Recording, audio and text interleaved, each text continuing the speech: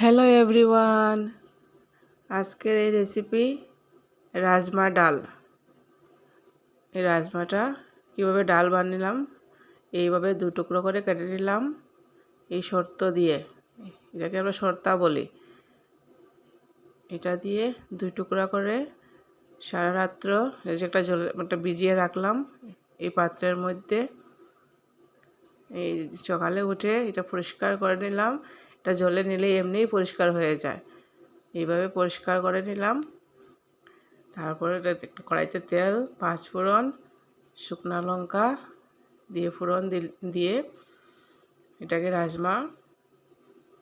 এই যে রাজমা কীভাবে পরিষ্কার হয়েছে, এই রাজমা এটার মধ্যে এভাবে রান্না করলাম।